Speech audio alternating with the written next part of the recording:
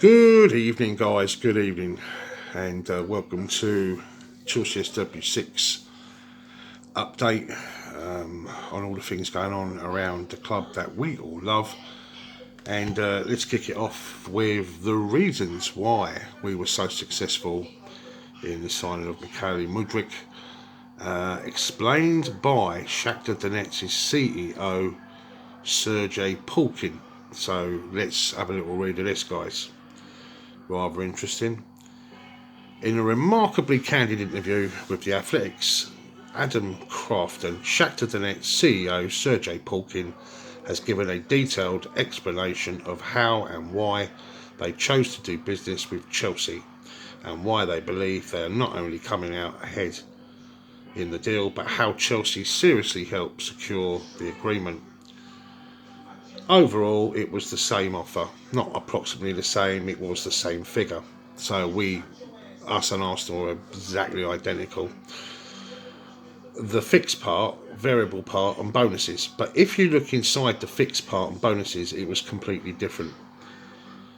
Different time schedule of payments, different kinds of bonuses. Yes, we can talk about bonuses, but these bonuses should be somehow achievable and realistic. Let's say, therefore, in this case, Chelsea was much more serious and fair in some points. When we met Chelsea, we stayed all together. To understand the context, it was for 9 to 10 hours. They invited the player and explained to us the whole project. We realised that yes, if you look right now, Chelsea have some kind of problems, but it is normal because they have a transitional period from one owner to another. So it is understandable. They would like to change a lot. But when they explain to you the whole story and you look at the next 2, 3, 4, 5 years, you can see they have a serious project. I believe they will be building one of the best clubs in the world because I'm telling you, they are extremely serious, very serious in all directions. Sports science, the stadium side, the commercial side, on all things. For us, they looked very ambitious. And that's a quote from Sergei Pulkin, who is a CEO at Shakhtar Donetsk. Just to give you an idea, he actually tweeted too that I met Arsenal more times than Chelsea. Arsenal did contact Mudryk before us, and the fee was offered before Chelsea's, and it was indeed matched by Arsenal, so it was exactly the same. The schedule of payments and bonuses were better, and of course the overall project, which I think would be in relation to the bonuses. So they see us as being more successful, more likely to be successful, even though right now Arsenal sitting top of the league, and we're lying there in 10th. Pulkin illustrates the achievability of the add-ons by revealing that it does not include pie-in-the-sky stuff like Ballon d'Or, and that they are valid for the duration of the contract, which he confirms was 7.5 years plus, with a 1 year option, club option, so technically it could be 8.5 years. Pulkin adds that they had almost agreed, but then had second thoughts and started soaring on Arsenal's offer even before Chelsea came in. But our seriousness helped them push the proverbial button. Mudryk himself was not pushing to leave and had acted as professionally as expected. Speaking of professionalism, Pulkin claims that Arsenal had contacted the player well before they even talked to the club, which didn't sit well with the hierarchy for obvious reasons, and also gave the impression that Arsenal were the only option. Chelsea asked for permission, as one should, before contacting the player around the end of December or the start of January.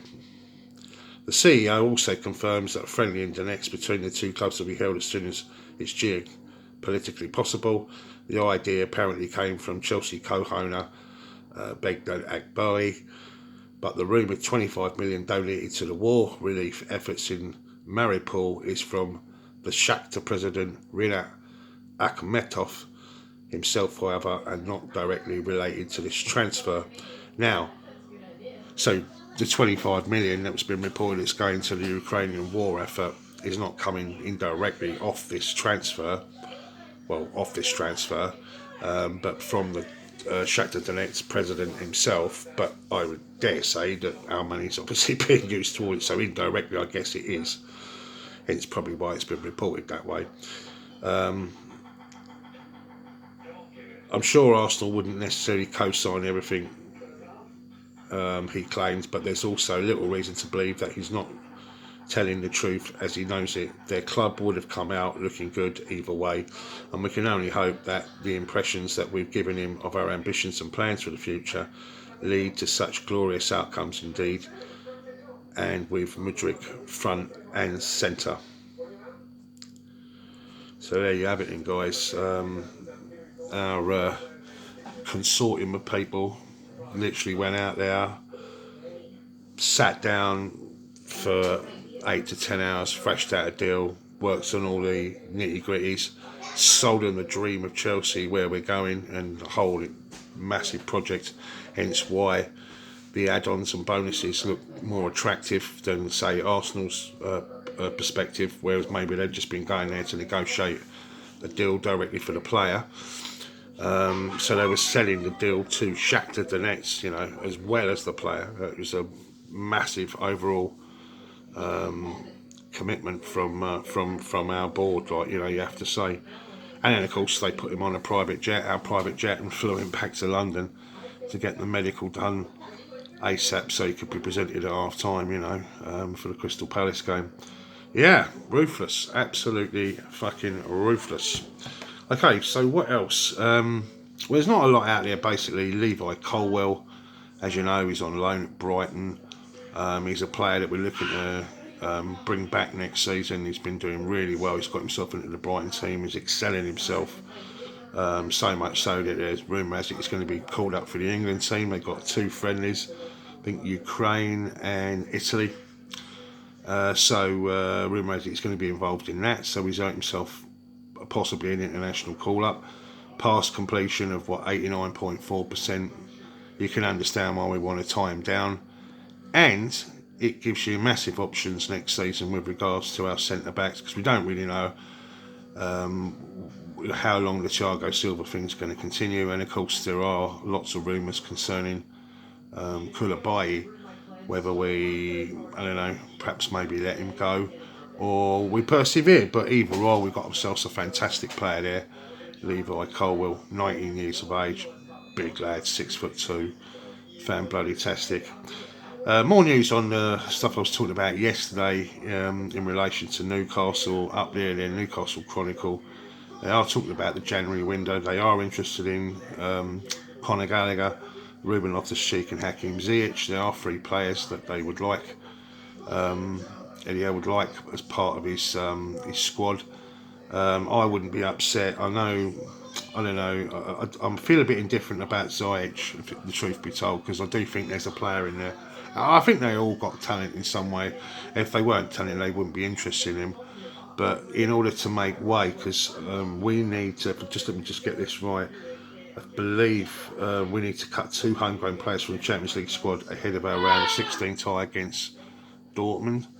So with Mudryk and Felix now part and parcel of the squad, it's something we have to do. I believe that would have been 4 players, because I believe they was also interested in Christian Pulisic, and a lot of people don't realise that we are quite connected to Newcastle, very connected indeed. Reference Clear Lake and of course the Saudis. They do handle a fair old few billions for them, like, you know. So we are connected in one way or another, so I can see something like that happening. That is something I can see. Would you be up with that, guys? Let all 3 of them go. And we've got to clear the way, because we are going to buy in again in this particular window, and we need to make room in terms of being coherent with these UEFA rules. So we have to think seriously about that one. News on Dennis Zakaria. He's out for 4 weeks, we know now, but he should and could be back for the Dortmund guy around the 16.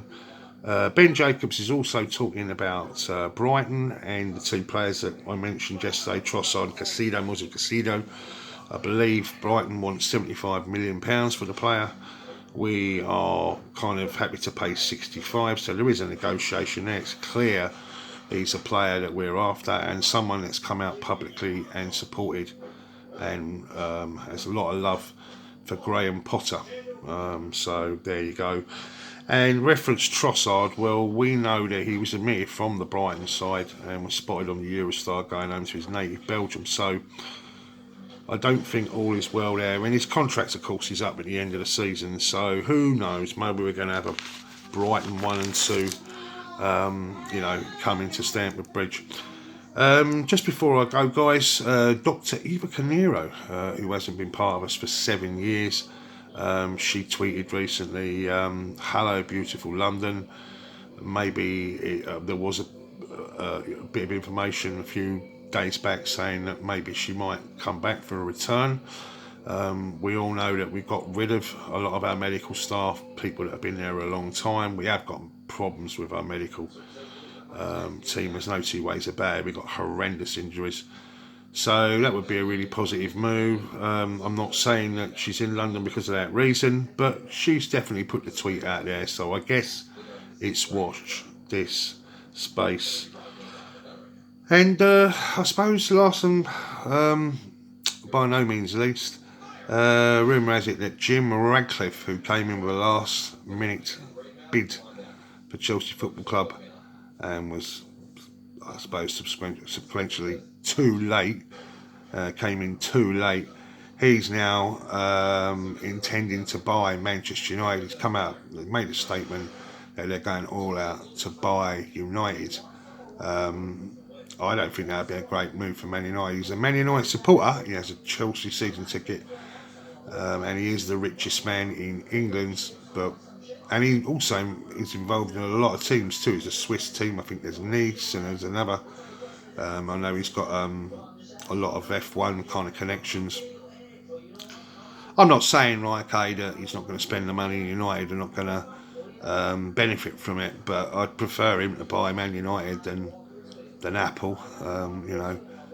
It's we'll have to wait and see, guys. But he's definitely thrown his hat in the ring, and I can see that, to be perfectly honest with you, happening. And lastly, the game, Liverpool Anfield at the weekend. Referee for the day, Mr. Michael Oliver. Yeah. If there's any other information, guys, that comes out during the course of the night, I'll put something else up. If not, much love. Let us know what you think down below about all the speculation, etc. And speak to you soon, guys, and up the Chelsea.